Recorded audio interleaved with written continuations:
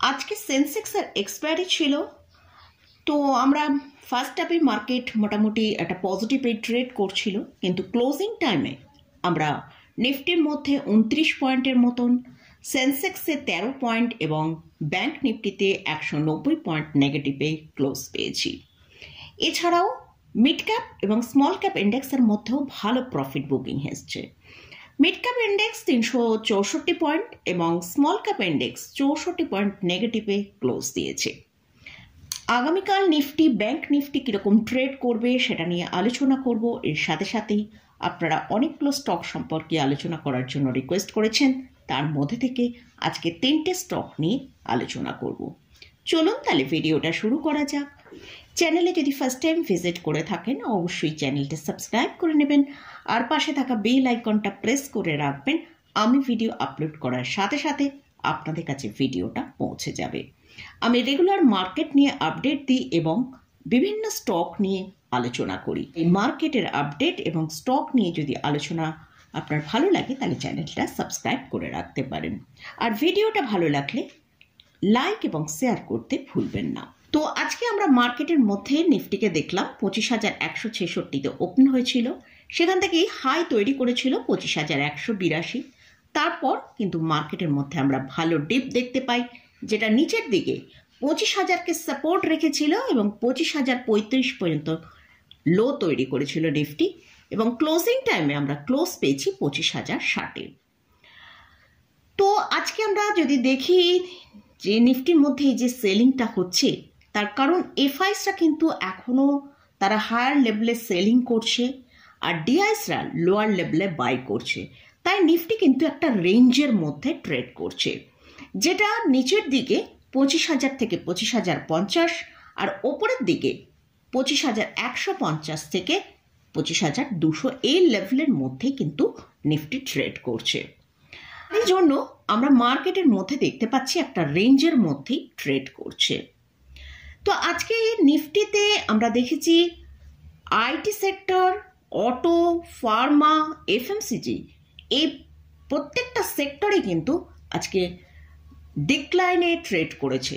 তার জন্যই কিন্তু মার্কেট, সেখানেও আমরা দেখতে পাচ্ছি মার্কেটে এই বড় বড় সেক্টরগুলো আজকে ভালো ডিক্লাইনে ট্রেড করেছে, সেখানে ভালো প্রফিট বুকিং এসছে বিভিন্ন স্টকের মধ্যে। তো তার জন্য কিন্তু আমরা নিফটিকে দেখেছি যে তার হায়ার লেভেল থেকে ভালো প্রফিট বুকিং চলে এসেছে।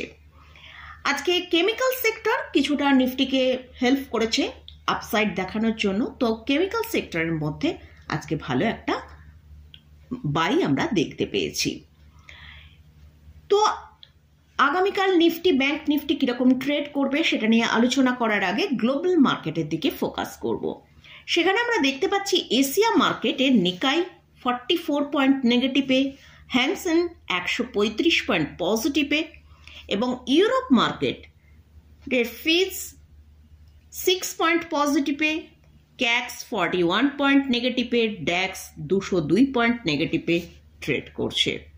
আর ইউএস মার্কেটের ডাউন জোনের দিকে যদি ফোকাস করি সেখানে আমরা 31 পয়েন্ট পজিটিভে ট্রেড করতে দেখছি। তো মোটামুটি গ্লোবাল মার্কেটের মধ্যে যেটা দেখতে পাচ্ছি একটা মিক্সড ট্রেডিং কিন্তু হচ্ছে। তো আগামীকাল নিফটির জন্য যেটা সাপোর্ট রয়েছে সেটা হচ্ছে 25,000 থেকে 25,050।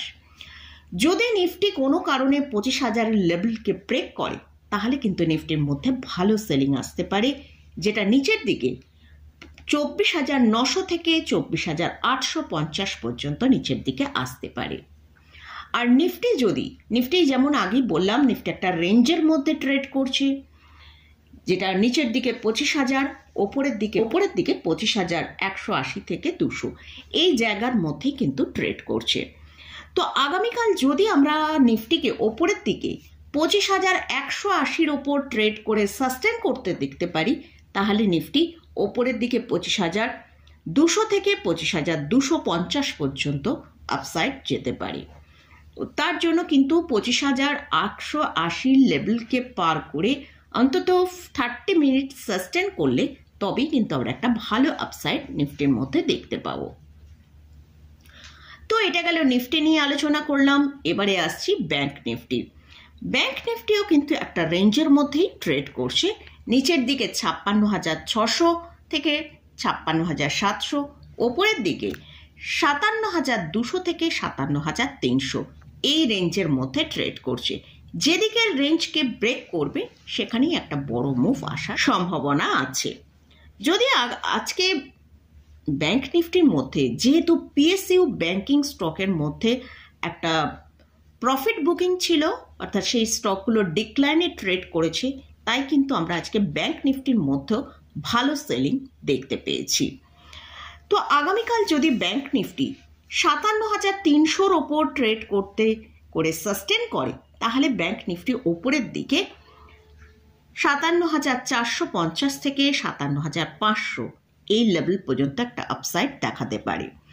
আর যদি ব্যাংক নিফটি তার যে স্ট্রং সাপোর্ট লেভেল 56,600 এর নিচে ট্রেড করতে শুরু করে, তাহলে নিচের দিকে ব্যাংক নিফটি 56,480 পর্যন্ত নিচের দিকে আসতে পারে। তো এটা গেল নিফটি এবং ব্যাংক নিফটি নিয়ে আলোচনা করলাম। এবারে আসছি কয়েকটা স্টক নিয়ে আলোচনা করব, যেসব স্টকগুলো আপনারা আলোচনা করার জন্য রিকোয়েস্ট করেছেন। ফার্স্ট যে স্টকটা নিয়ে আলোচনা করছি সেটা হচ্ছে ইপ্যাক ডিউরেবল। স্টকের কারেন্ট প্রাইস চলছে 366 টাকা। আজ স্টকটা প্রায় 2.89% র্যালি দেখিয়েছে। স্টকটা এখন তার হায়ার লেভেল থেকে প্রায় 46% নিচে ট্রেড করছে। স্টকটা মার্কেটে লঞ্চ হয়েছে জুন 2024-এ, তাই ডেটা খুব বেশি নেই। তো স্টক এখন একটা রেঞ্জের মধ্যে ট্রেড করছে, যেটা ওপরের দিকে 390 থেকে 415 আর নিচের দিকে 330 থেকে 320। যদি স্টকটা নিচের দিকে 320-কে ব্রেক করে ট্রেড করে, তাহলে স্টকটার মধ্যে ভালো সেলিং আসতে পারে, নিচের দিকে 270 পর্যন্ত আসতে পারে। আর যদি স্টকটা ওপরের দিকে 415-র ওপর ট্রেড করে সাস্টেন করতে পারে, তাহলে ওপরের দিকে 490 পর্যন্ত আপসাইড দেখাতে পারে। নেক্সট যে স্টকটা নিয়ে আলোচনা করছি সেটা হচ্ছে ক্রপটন গ্রেভস। স্টকের কারেন্ট প্রাইস চলছে 335 টাকা। স্টকটা আজকে প্রায় 1.63%-এর মতন ডিক্লাইন দেখিয়েছে। আর স্টকটা তার হায়ার লেভেল থেকে এখন প্রায় 30% নিচে ট্রেড করছে। তো এই স্টকটা এখন ডাউন ট্রেন্ডের মধ্যেই ট্রেড করছে। এই কোম্পানি ব্র্যান্ড নেম হচ্ছে ক্রপটন। এটা হলো একটা India base consumer electrical company. এদের মার্কেট ক্যাপিটালাইজেশন হচ্ছে 21,633 করোড়। এটা একটা mid cap category stock. Current P চলছে 38.8 এর কাছে। এই কোম্পানি ভালো ডিভিডেন্ড পে করে। এই কোম্পানির আরওই হচ্ছে 17.4%, আরওসি হচ্ছে 19%-এর কাছে। কোম্পানির রিজার্ভ ভালো রয়েছে, যেটা 3,261 করোড় মার্চ 2025-এ দেখিয়েছে। আর কোম্পানির যে ক্যাশ ফ্লো মার্চ 2025-এ দেখিয়েছে সেটা 32 করোড় পজিটিভে রয়েছে, যদিও 2024-এর থেকে ক্যাশ ফ্লোটা অনেকটা কমে গেছে। এই শেয়ারের যদি শেয়ার হোল্ডিং প্যাটার্নটা দেখি, সেখানে আমরা দেখতে পাচ্ছি প্রোমোটারের কিন্তু পজিশন 0% রয়েছে, কিন্তু এফআইস এবং ডিআইসের একটা স্ট্রং পজিশন রয়েছে। এফআইসের পজিশন আছে 29.19% এবং এফআইসরা কিন্তু এই সেপ্টেম্বর 2024 থেকে জুন 2025-এ তাদের পজিশন কিন্তু প্রায় 6%-এর মতন ডিক্লাইন করেছে। সেক্ষেত্রে আমরা যদি ডিআইসের পজিশন দেখি, ডিআইসের পজিশন 58.94%। ডিআইসরা আবার সেপ্টেম্বর 2024 থেকে জুন 2025-এর মধ্যে তারা প্রায় 8.9% তাদের পজিশন বাড়িয়েছে। এছাড়াও পাবলিকের কাছে আছে 11.87%। এই কোম্পানির ফান্ডামেন্টালি যথেষ্ট স্ট্রং। এই কোম্পানির ফান্ডামেন্টাল সম্পর্কে আমার ভিউয়ার্স জানতে চেয়েছেন।